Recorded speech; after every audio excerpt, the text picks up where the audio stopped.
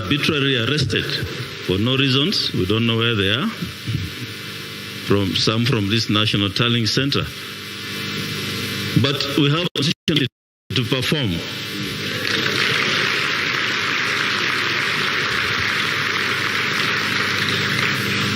And that's why I stand before you today, despite intimidation, harassment,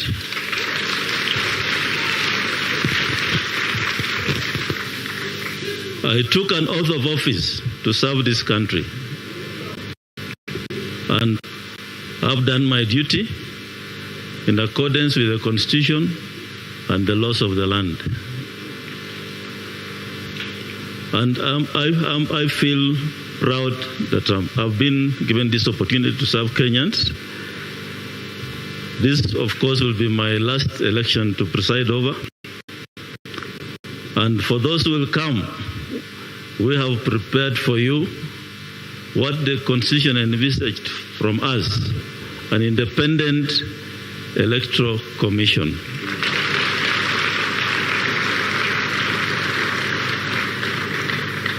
So I just want to thank the staff of IBC, the soldiers who braved insults and delivered right from the constituencies to the counties and up to the National Tallying Center. I want to thank stakeholders, state and non-state stakeholders who have worked with us on this journey, and more particularly the members of the diplomatic community and religious leaders who have been keeping vigil at this center for the last 3 days. They have been here throughout, 24 hours a day.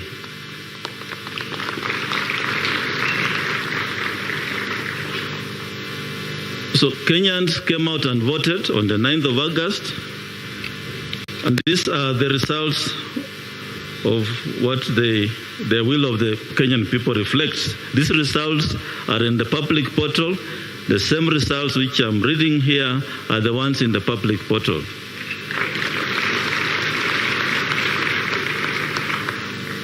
So there were 4 presidential candidates. These are the aggregated results. Odinga Raila, total valid votes, 6,942,930.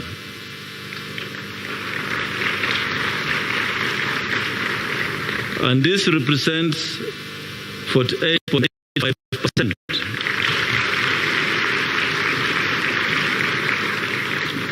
of the votes garnered, and he achieved a number of counties the candidate attained with at least 25% of the total valid votes cast is 34 counties.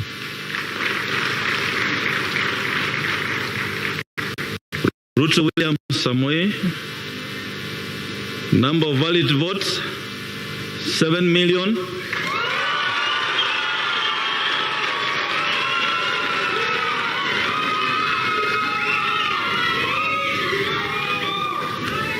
Thank you. 7,176,140.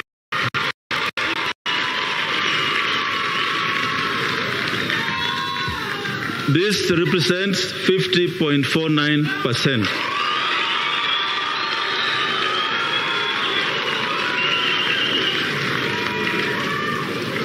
And he achieved the minimum number of 39 counties at 25%.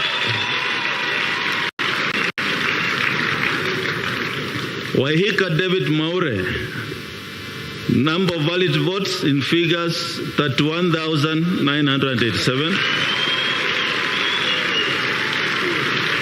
That represents 0.23%.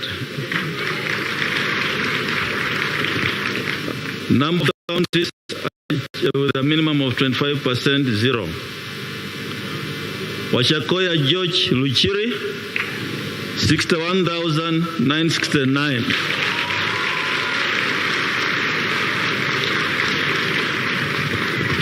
Those are valid votes. Percentage of votes cast 0.4%. And the number of counties with a minimum of 25% attained 0. So, in accordance with the law, the Constitution and the law, I, Wafula Chebukati,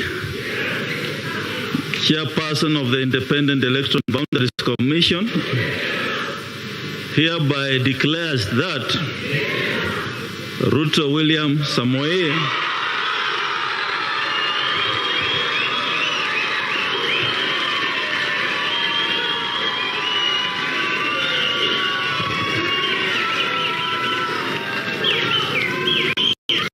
of ID number 6847208 has been duly elected as the President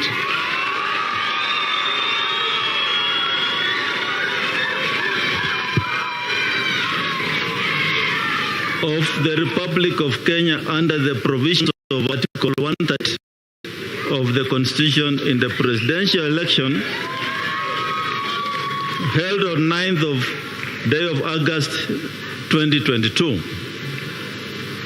And I'll proceed to sign the certificate.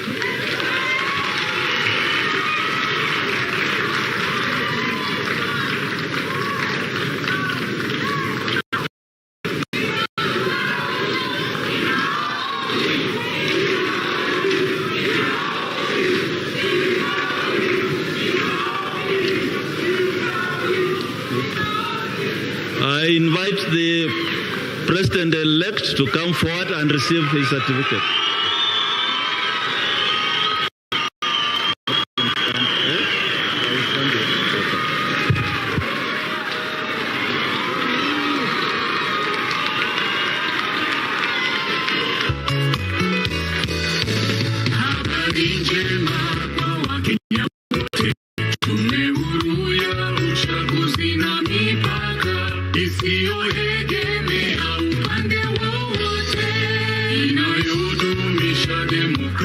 Kenya, kura yako ni siku zako za usoni, chagua uongozi utajivunia.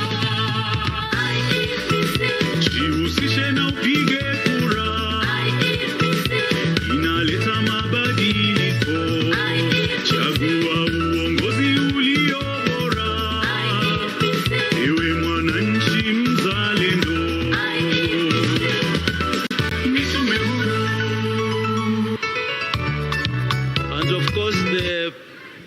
The President-elect had a running mate. Rigathi Gachagua is the Deputy President-elect. Thank you. I invite the President-elect to make his remarks. And thank you, Kenyans, for having a peaceful election. Thank you.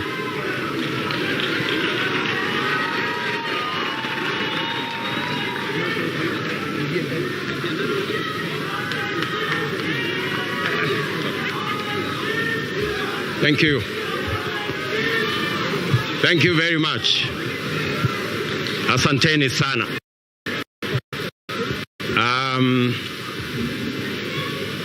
Your Excellencies, Ambassadors, and High Commissioners present, Your Lordships, the Bishops, and members of the clergy in the Republic of Kenya, my good Deputy, Rigathi Gachagua, distinguished members of the Independent Electoral and Boundaries Commission, led by Chairman Wafula Chebukati, fellow countrymen and women, good evening. It is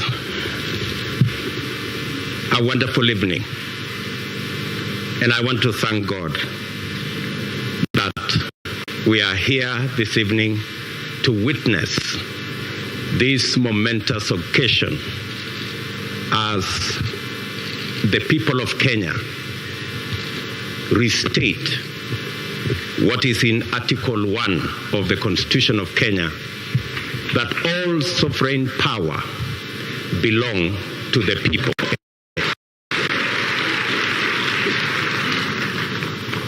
I want to thank God for getting us to this point.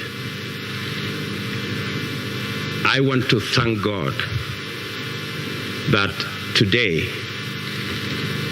we have concluded this election. I know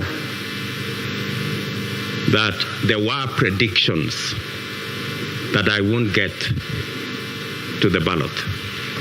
There were predictions that we won't get here. But because there is a God in heaven, we are here. And I want to, in a very special way, say and confess that without God, we wouldn't have been here. My gratitude also goes to the people of Kenya, the millions who listen to us, the millions who participated in our campaigns peacefully, the millions who turned up to vote for us on 9th of August, and the millions who have waited patiently until this announcement has been made. Specifically, I want to thank my fellow countrymen and women because we have raised the bar in this election. Jointly, we have raised the bar. This election was much about the issues than the ethnic configurations that have always informed our elections. Gratitude goes to the millions of Kenyans who refused to be boxed into tribal cocoons. I am a very proud Kenyan this evening that the people of Kenya have raised the bar on us who are seeking leadership in our country. Not to sell our ethnicities, but to sell our programs, our manifestos, our agenda, and our plan. Let me also say right at the start that in here and in this election, there are no losers. The people of Kenya have won because they have raised the political bar. I want to say that the people of Kenya, led by the 14 million who turned up to vote, are the biggest winners. The hero of this election is the IEBC, led by Wafula Chebukati. I say this with conviction that the IEBC amazed all of us. With the results in the public portal, all the servers were open. And everybody, all you needed is a simple calculator, and you would have the results. I want to congratulate the IEBC for raising the bar. And I want to say, without fear of any contradiction, that one Wafula Chebukati is our hero. Soft-spoken, but firm. And I want to tell you, Mr. Chairman, we are very proud that without informing any one of us, you put all the results from all the polling stations on a public portal where any Kenyan could access. That became the game changer in this election.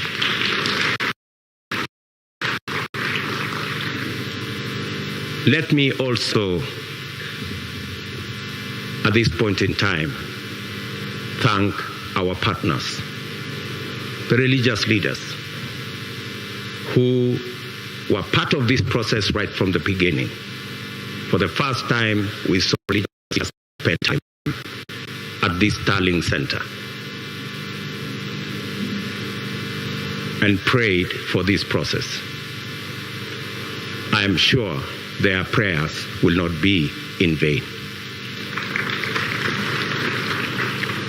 I also want to thank our development partners, our diplomatic community, and all the observers who came in their thousands to be part and parcel of the process right from almost 2 weeks ago to its conclusion in this auditorium. To all of them, the people of Kenya are eternally grateful that you took your time, valuable time, to watch over this process so that the right thing can happen. I want to thank my worthy competitor, the Honorable Raila Odinga, for a campaign that we all dwelled on issues and we tried to sell an agenda to the people of Kenya. I want to promise that I will work with all elected leaders and all leaders in Kenya so that we can fashion a country that leaves nobody behind. What the people of Kenya have done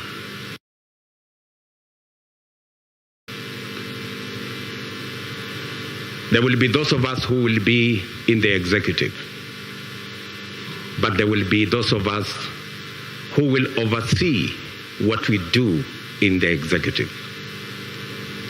Both responsibilities in government and in the opposition are important for the people of Kenya.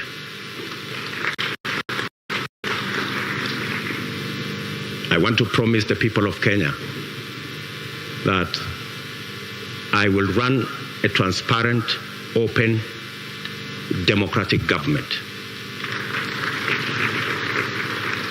And I will work with the opposition to the extent that they provide oversight over my administration.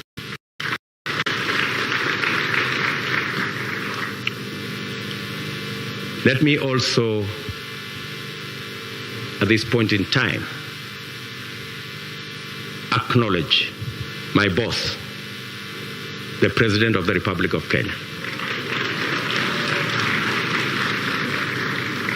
His Excellency Uhuru Kenyatta worked with me over the last 10 years in various forms.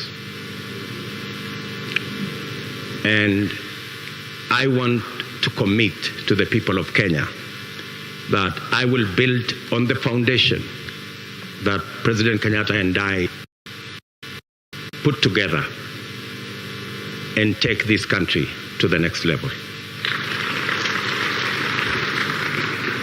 I want to promise all the people of Kenya, whichever way they voted, that this will be their government. I know many, especially those who have done many things against us. I want to tell them that they have nothing to fear. There is no room.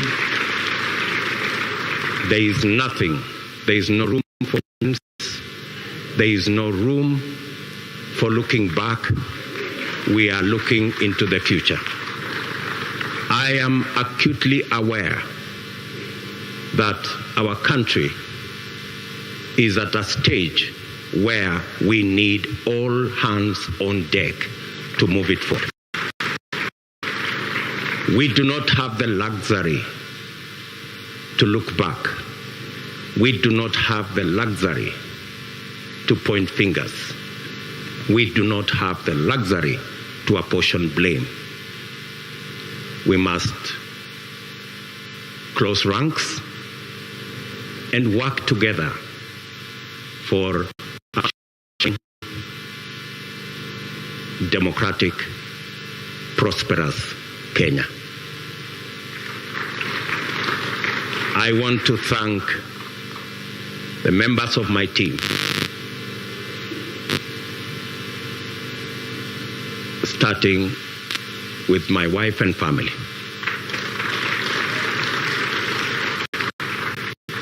and many other prayer warriors in Kenya. And I want to confess that I have been prayed into victory. It is not our effort. And my team knows. We were working against the odds, many odds at that. But I must confess that it is God who brought us this victory. I do not want to mention the many people, many friends who have been part and parcel of this journey. Many people have paid huge sacrifices for us to get here. I want to promise them that their sacrifice will not be in vain.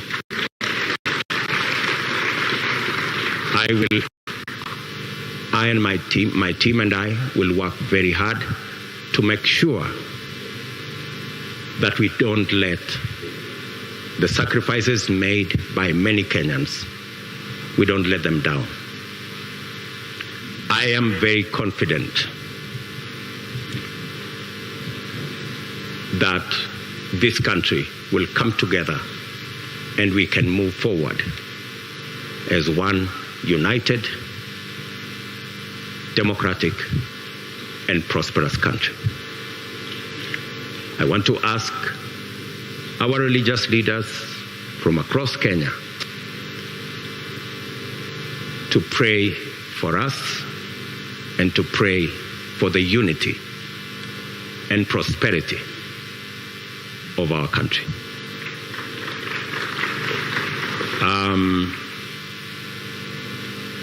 I will not want to say more than that because I will be making other statements in the course of time. But let me say to all of you, thank you very much for being here this evening to witness this very historic, democratic occasion that moves our country to the next level. And let me thank my very able deputy, Rigathi Gachagua, for the sacrifice and the commitment he has demonstrated and the hard work he has put in, together with all our teams, Musalia Mudavadi, Moses Otangula, J.B. Muturi, Mr. Mutua, Amazon Kingi, and all. Let me not go down that route because I will disappoint some people because that list is very long, especially the men and women, members of parliament who were elected with us in Jubilee. And they have paid a heavy price for us to get here. ladies and gentlemen, waheshimiwa, let me say, I owe you. You are great people. The sacrifices you made, withstanding the many incidences of blackmail and threats, I want to tell you, you have earned your place in the history of Kenya, because today we're going to form a government together to serve the people of Kenya. So with those many remarks, let me say to all the people of Kenya, I give you my word that I will work hard to make sure that this nation moves to the next level, is united and is prosperous. Asanteni sana.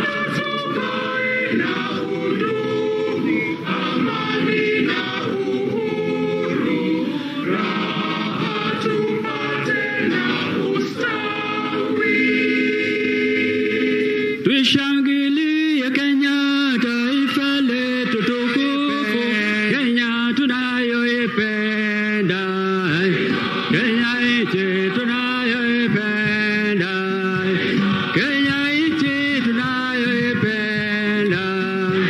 Na ukipenda Kenya, ujitengane na mambo yenye kuvunja amani. Hatutaki matata Kenya, hatutaki matata Kenya.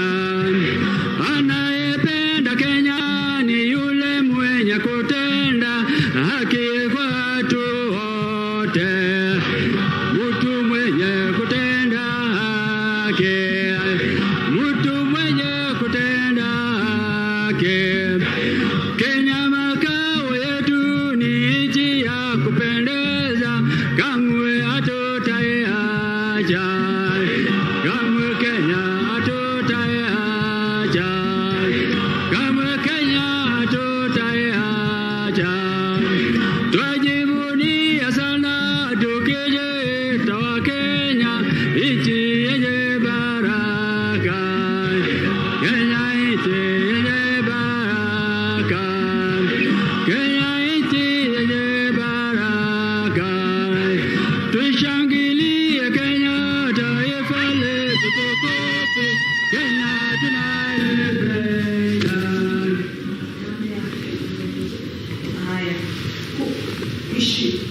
Naam, ndio kama hivyo. Tayari pamejulikana yale watu waliokuwa wakiasubiri, na kulingana na hesabu za IEBC kupitia mwenyekiti wake Wafula Chebukati, mshindi ama rais mteule wa kinyang'anyiro hiki si mwingine ila ni William Samoei Ruto kwa kujizolea kura milioni 7,176,141 dhidi ya mpinzani wake wa karibu Raila Amolo Odinga akiwa na kura milioni 6,942,930, na vilevile aliyejiondoa mapema Maure alipata kura 41,000 na Wajakoya naye akipata kura 61,966. Kwa hiyo kilichokuwa kisubiriwa kwa hamu na ghamu, kuna Wakenya wote ambao walishiriki katika mchakato huu wa uchaguzi kimetimia hii leo baada ya kutangaziwa mshindi wao na Tume Huru ya Uchaguzi na Mipaka IEBC kupitia mwenyekiti wake Wafula Chebukati. Na katika picha unazoziona hivi sasa ni kwamba sherehe, nderemo, vifijo zinaendelea katika maeneo tofauti ikiwemo kaunti ya Uasin Gishu na vile vile huko Nyeri, wakisherehekea wanachokiamini kwamba ni juhudi walizofanya katika uchaguzi ambazo zimezaa matunda siku hii ya leo kupitia tangazo rasmi la urais hapa nchini. Kwa hiyo kwa mujibu wa IEBC na tangazo ambalo ni rasmi ni kwamba amiri jeshi mkuu wa taifa la Kenya watano atakuwa William Samoei Ruto kwa kujizolea kura ambazo ni zaidi ya 50% na ile kura moja ambayo ilikuwa inahitajika kisheria kwa wagombea au mgombea kutangazwa kuwa rais. Kamche wanasema hayawi mwishowe huwa Wakenya wamesubiri na hatimaye rais wa 5 wa Jamhuri ya Kenya ametangazwa hapo na mwenyekiti wa tume ya IEBC Wafula Chebukati, ambaye ndiye msimamizi wa kura za kitaifa ama katika kiwango cha kitaifa maarufu National Returning Officer, na ameweka bayana kwamba ni mgombea wa kiti hicho kwa tiketi ya UDA na muungano wa Kenya Kwanza, ambaye ni naibu rais William Ruto, ambaye kwa sasa ndiye amekuwa rais mteule wa 5 wa Jamhuri ya Kenya. Hotuba ndefu hapo ikiwa imesheheni kushukuru taasisi mbalimbali, kushukuru makundi mbalimbali, na pia ujumbe wake ulikuwa umejaa amani na kuzungumzia kwamba kazi itaanza mara moja. Nikinukuu tu baadhi ya shukrani ama makundi aliyoyataja kutoa shukrani kwao ni Wakenya, hasa manake Wakenya ndio walokwenda debeni. Zaidi ya Wakenya milioni 14 walikwenda debeni na kumpatia kura ambazo yeye amejikusanyia zaidi kushinda mpinzani wake wa karibu Raila Odinga. Kwa hivyo shukrani yake ya kwanza imekuwa ni ya Wakenya, akisema kwamba vile anashukuru makundi mbalimbali ambao amekuwa akijihusisha nayo, akisema viongozi wa dini wamekuwa pamoja naye katika kufanya maombi ya hapa na pale katika kutafuta neema zake Mungu. Kwa hivyo shukrani yake pia imekwenda kwa viongozi wa kidini, akimshukuru pia mkewe, manake mkewe alikuweko pale, familia yake ilikuweko pale na familia za wale wagombea wengine pia.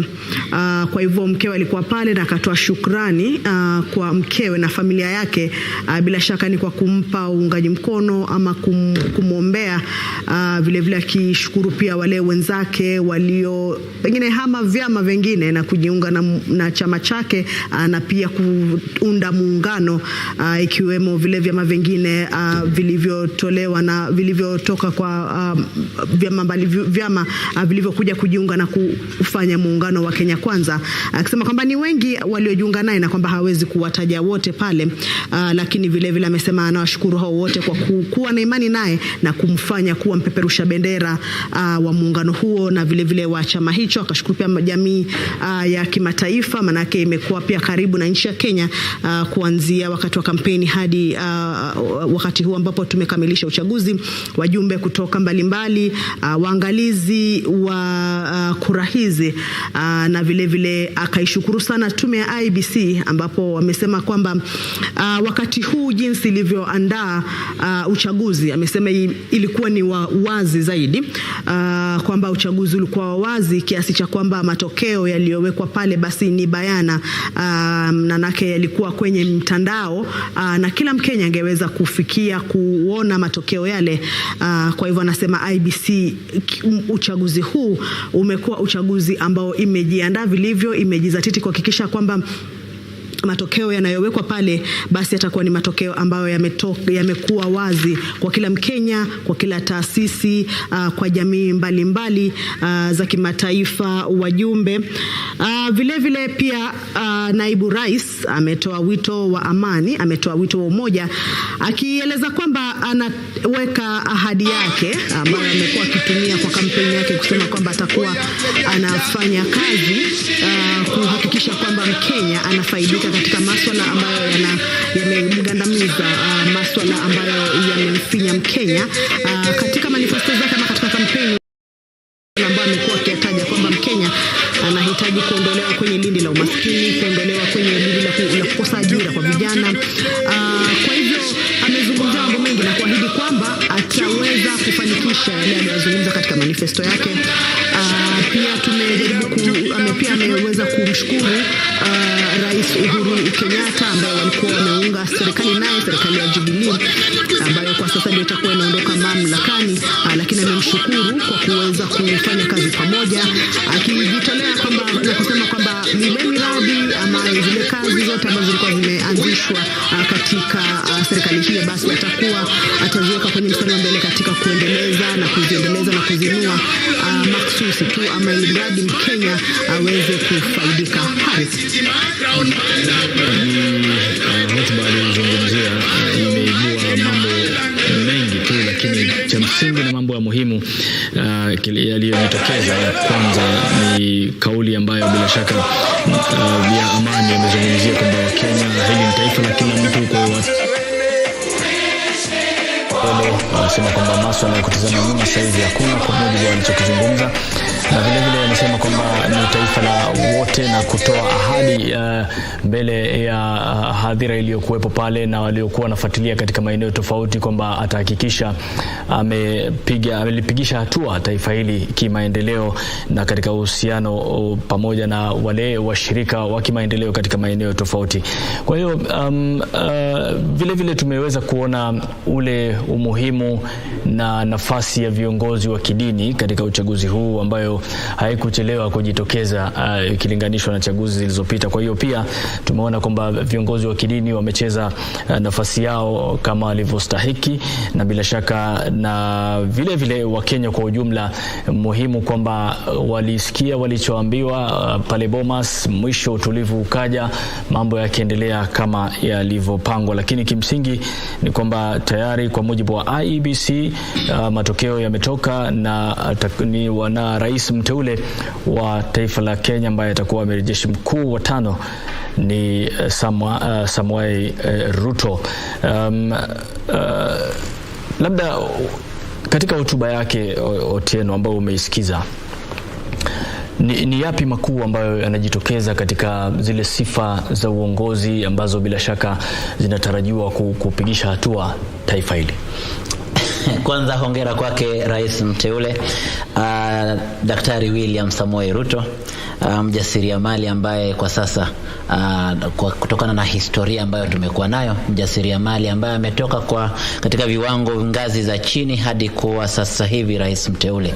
Kabla ya kuendelea, najua tulizungumza kwamba ni historia kwa yote atakayeshinda, bila shaka ni historia, tutakuja kuizungumza. Nataka tuelekee Uasin Gishu, tuungane na mwenzetu Timothy Kipnusu. Timothy, kama unanipata kwa sasa, hebu tujuze tu ni kipi kinachoendelea kwa sasa, japokuwa tunaona kwa mbali wewe ndio huko, ni kipi kinaendelea kwa sasa katika kaunti hiyo Uasin Gishu? Timothy.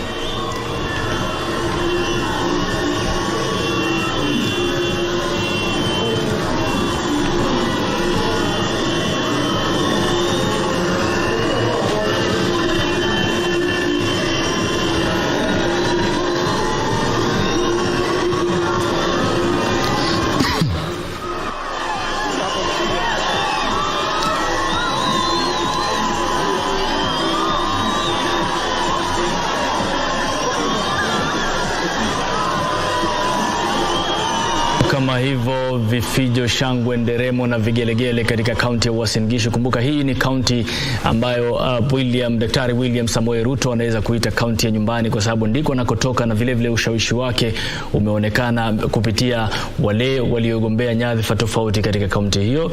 Kumbuka kwamba maeneo mengi yalipiga kura kupitia chama cha UDA ambacho ni chake naibu rais William Ruto. Tulitangulia kusema hapo awali Otieno kuhusiana na yoyote atakayetangazwa kuwa mshindi itakuwa amefanya historia kivyake. Vizuri sana. Na historia inazidi kuonekana kwa sababu mwanzo kwamba ametangazwa na atakuwa kwanza kama naibu wa rais kuwahi kutoka katika nafasi ya naibu rais na kuwa rais moja kwa moja.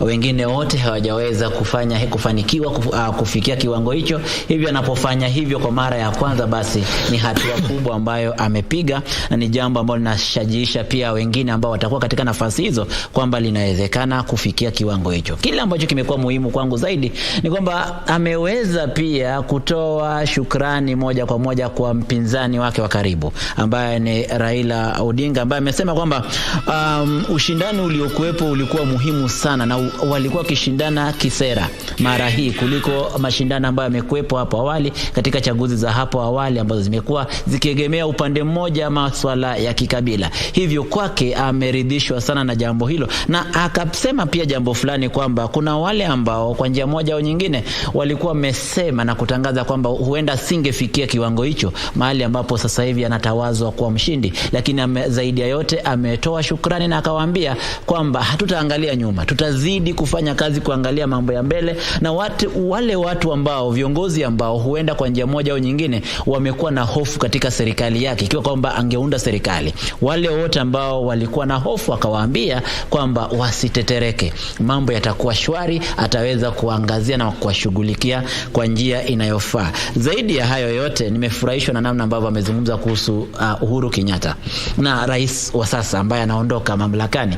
Unajua hapo awali kama ulikuwa ukisikiliza mambo yao umekuwa ukiona kwamba watu hawaelewani, hawapiki katika chungu kimoja, lakini kwangu mwisho wa yote kauli yake na maneno yake, machozi yakikaribia kumtoka, yameonyesha kwamba kumekuwa na uhusiano wa karibu, japo wamekuwa kikosana kisera, lakini udugu umekuwa ukidumu sana. Bila shaka, na utofauti wa kisiasa pia wakati mwingine haufai kuwa utofauti wa kila kitu. Sasa hivi nitaka nielekee katika kaunti ya Uasin Gishu. Naona Kipnusu alikuwa amepotea katika umati ule, lakini tumempata. Timothy Kipnusu, kama sasa wewe unanipata, hebu tujuze ni kipi kinachoendelea kwa sasa mbali na yale ambayo tunayaona katika runinga zetu.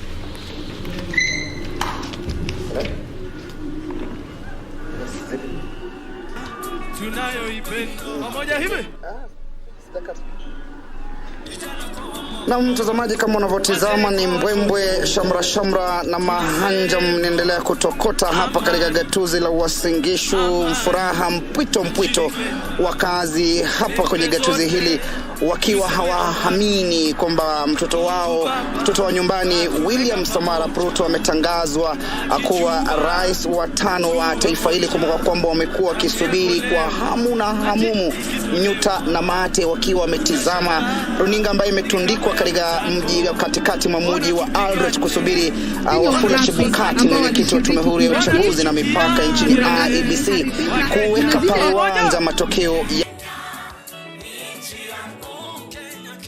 Kenya na sauti Kenya.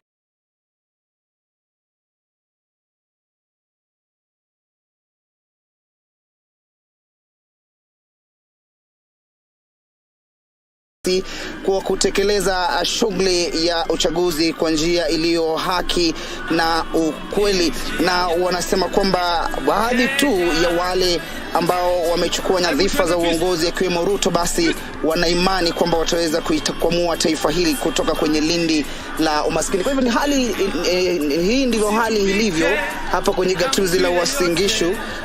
Wananchi tu tujui kama hii kusherehekea itaisha sasa hivi, manake kuna baadhi tu ya wale wamekuwa wakielekea kwenye katikati mwa mji wa Eldoret, misafara mrefu na magari ambayo yameweza kubeba mabango ya kuashiria kwamba wao ndio wameweza kuongoza, na ni hali tu ya kusubiri sasa William RUTO ikiwa sasa ataweza kutekeleza wajibu wake kama alivyowaahidi wananchi wa hapa gatuzi la Uasin Gishu na taifa kwa jumla.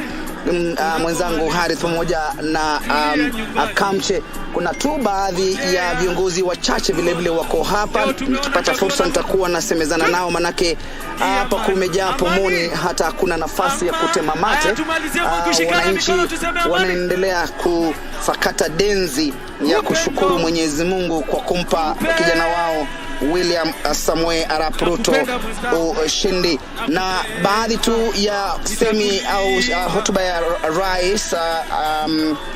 rais mteule William Ruto kusema kwamba yeye hana uhasama na viongozi wengine, kwamba ataweza kufanya kazi nao na vile vile kuhakikisha kwamba anaafiki ile ajenda ambayo alikuwa ameweka na Rais Uhuru Kenyatta, na wamefurahia vile vile swala ambalo wameweza kuzungumzia kwamba hakuna kuangalia nyuma. Sasa macho yote ni kuangazia kuikwamua taifa hili kutoka kwenye lindi la umaskini. Kumbuka kwamba ni swala la kusubiri kuhakikisha kwamba deni la kitaifa liweza kushughulikiwa. Kwa hivyo Ruto ameweza kuweka wazi kwamba hatakuwa na mambo ya kulipiza kisasi na wale ambao kidogo anasema kwamba wameweza kumhangaisha.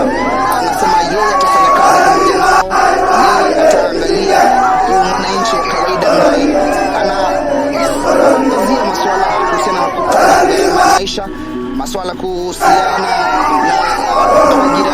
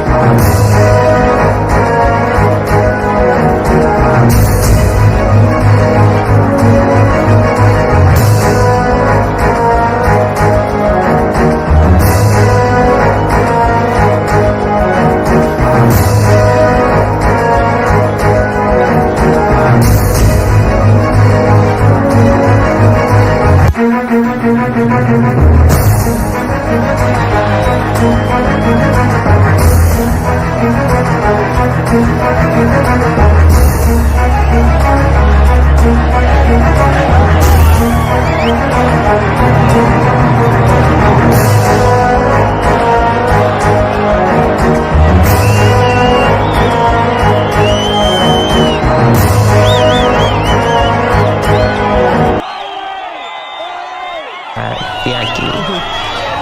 Ingawaje unaweza sema kwamba amezungumzia mambo mengi, lakini utaona kwamba wingi wake umekuwa tu ni hongera na pia kuwashukuru wale waliomsaidia na pia kuwafikia wale wapinzani wake na kusema kwamba ulikuwa ni kinyang'anyiro lakini sio vita. Na sasa kampeni zimeisha, uchaguzi umeisha, wananchi wameamua. Sasa ni wakati wa sisi kuja pamoja kama taifa na kutembea pamoja, kufanya kazi pamoja ili tuweze kuhakikisha kwamba yale mambo ambayo yamefanya achaguliwe yametimia. Na Mkenya pia ambaye anaopata matatizo hapa na pale kwamba hoja zao ama yale ambayo yanawakandamiza yaweze kwenda kushughulikiwa. Picha nazoona sasa ni za sherehe tu katika miji mbalimbali wakisherehekea ushindi wake ama kuteuliwa kwake naibu rais William Ruto kama rais wa 5 wa Kenya. Hapo